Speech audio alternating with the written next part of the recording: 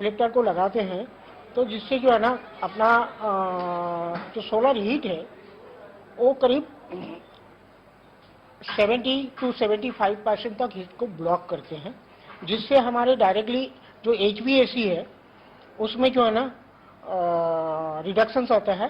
And HVAC जो अपना pollution create करता है, जनरेट करता है, उसको जो है ना रिड्यूस करता है। इंडिया में इस कॉन्सेप्ट को हम लेके आए हैं। ये एक यूनिक सॉल्यूशन है जो नासा के द्वारा ये टेक्नोलॉजी को डेवलप किया गया है और इसके एक मादर हम इसके एक्सक्लूसिव राइट्स हैं इंडिया, श्रीलंका, बांग्लादेश, दुबई के हमारे पास में। तो इन्फ्लेक्टर इंडिया इस मिशन, इस सेव अर्थ मिशन पे हम इस पृथ्वी को बचाना चाह रहे हैं ग्लोबल वार्मिंग को। ये किस तरह से बचेगी? आज अपना जितना भी जो हीट का इश्यू है, ग्लोबल वार्मिंग का इश्यू है, जितने भी हीट्स आती है अपनी विंडो के थ्रू आती है, 70 to 80% हीट्स हैं और इस हीट को इन्फ्लेक्टर यूज करके हम 70 to 80% हीट्स को हम ब्रेक कर सकते हैं। जब अंदर हीट ही नहीं आएगी अपने घरों में तो अपने एसी के कंजप्शन ऑटोमेटिकली कम होंगे, कार्बन जनरेट कम होगी।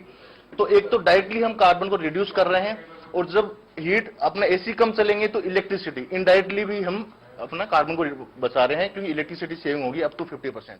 एयर कंडीशन यूनिट आप जो अगर लास्ट 5 साल के आप देखेंगे कितना खरीदा गया है मार्केट में, अगर ये चीज को आप नोटिस करें तो इससे आपको समझ में आएगा जो किस तरह से air condition market gradually grow कर रहा है। और उसका ग्रो होने का एक ही कारण है, जो ambient temperature is going up, correct.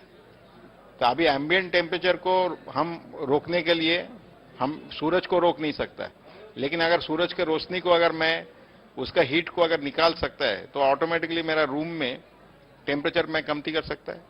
और रूम में टेम्परेचर जैसी कमती होगा उसी तरह से आपका एयर कंडीशन का जो यूटिलाइजेशन वो कमती होगी। ये है चैलेंज। और ये चैलेंज को रोकने के लिए हमारा पास में जो सोल्यूशन है, जो इन्फ्लेक्टर जो बताया, वो इन्फ्लेक्टर ब्लाइंड है, इन्फ्लेक्टर ग्लास है ना, इन्फ्लेक्टर फिक्स फ्रेम है। ये 3 जो प्रकार से एप्लीकेशन के ऊपर में निर्भर करता है, उस तरह से मैं एक रूम का, एक घर का, एक कमर्शियल बिल्डिंग का टेम्परेचर को, इनसाइड टेम्परेचर को मैं कमती कर सकता है।